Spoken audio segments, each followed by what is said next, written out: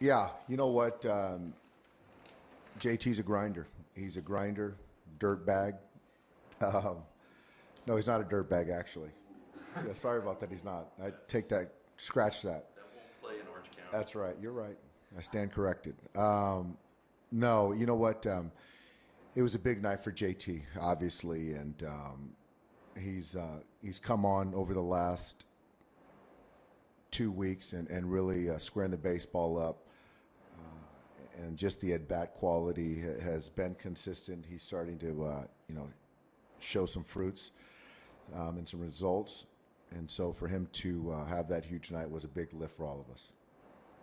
He has 5 homers in his last 10 games now. Are you seeing, you mentioned just better at-bats. Is it visible to you? Well, I think that I don't know if it's necessarily the bat quality or the quality of contact. I think for me it's, as we talked about a couple weeks ago, my eyes tell me that he needed to elevate the ball to the pull side. And you look at the last couple weeks, and that's what he's done. How difficult is it to take the ball away from Julio after 5 innings? It's kind of it's what we understand the situation with a 19-year-old kid, and you're mindful, and winning is of high importance here at this level. But as an organization, we're really hypersensitive to his usage, and he threw the ball well, and you want him to feel good about his outing, which I think he did. He's been, I think, the only starter through our rotation who's been on regular rest, and we've pushed other guys back a day and in certain times. But with Julio, I got to be very aware of that. After those first 2 starts, I remember a third start for him wasn't necessarily guaranteed.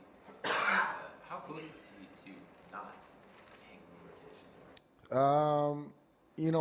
I think that, it wasn't really the results or the stuff. It was just kind of what's best for, us at this level for him to make the start. So, after, having conversations, it was, it made sense to go forward with Julio, and he's responded nicely, and he's continued to get better every start. And so, I'm looking forward to his next one. He has the one that you said he's going to get, I think, Washington at the end of the homestand, and then what happens after that? Yeah, you know what I think? I think that's something that we have constant conversations, and I can't sit here right now and tell you what's going to be his fate for the next month. But I know that, with all of our pitchers, but especially, Julio specifically, we're trying to, talk through some things and map some things out for him. Overall, any frustration with the bullpen? A second straight night they've come in a close game and given up go-ahead runs. Well, I mean, I think that, over the last month or so, they've been great. They've been great, and we can't expect them to be perfect. And, Louis knows, he's here to get right-handers out. And so he left a couple sliders up, and so it's going to happen. But it was still ultimately good for us to get a win. And,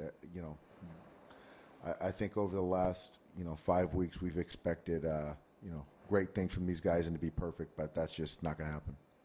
Justin stepped up as a vocal leader last night. Does it resonate more when he can also step up and be a physical leader? Yeah, well, I think that's nice, and it looks great, and it makes a great story. But I think even for JT, just his vocal leadership and the way he cares and he prepares and plays the game and posts every day, that in itself for me is enough.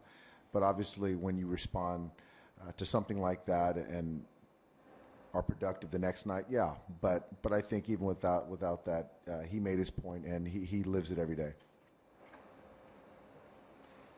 All right, guys. Thank you. Sorry to ask you again. Kenta is on schedule. Kent is on schedule for Sunday, yes.